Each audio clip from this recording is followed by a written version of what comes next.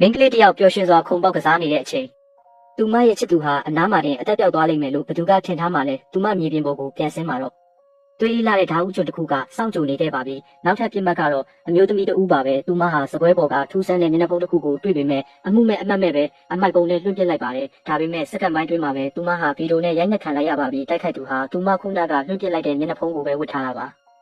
မျက်နှာဖုံးရှင်ဟာသူမရဲ့စပင်ကနေဆွဲပြီးစင်ကာပူအိုးကြီးတဲကိုအတင်းနဲ့ပါတယ်ဒါနဲ့တင်အားမရသေးပဲရေခဲတတာတကားကိုဆွဲဖွင့်ကသူမရဲ့မျက်နှာကိုဖဲနေတဲ့ရေခဲပြင်တွေနဲ့အတင်းဖိကက်ပစ်လိုက်တဲ့လူချင်းနေမျိုးမှာဘလို့မှမလွတ်မြောက်နိုင်တော့ပါဘူးဒီလိုနဲ့တတိယမြောက်သားကောင်ဟာလည်းရဲရဲဆက်ဆက်အဆုံးစီရင်ချင်းခံလိုက်ရပါတယ်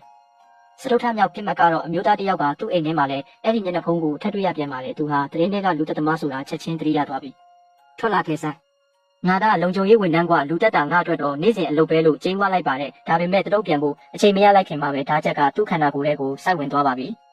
တက်ချက်မှုတွေကဒီမှာတင်မပြီးသေးပါဘူးနောက်ထပ်ဖြစ်မှတ်ကတော့မင်းကလေးတယောက်ဒါပေမဲ့ဒီတစ်ခါတော့လူတက်သမားအစီအစဉ်လွဲသွားပါတယ်မင်းကလေးဟာအခွင့်အရေးကိုအရယူပြီးဝင်းလဲခန်းထဲကိုပြေးဝင်သွားခဲ့တဲ့ကံကောင်းတာကအဲ့ဒီအခန်းထဲမှာလူပုံစံရုပ်ထုတွေအများကြီးရှိနေတာပါ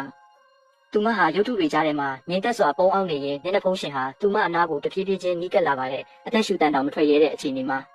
သူမဟာတေလောက်အောင်မှားရွံ့တဲ့အမှားတစ်ခုကိုလုံးမိလိုက်တဲ့ခါမှာတော့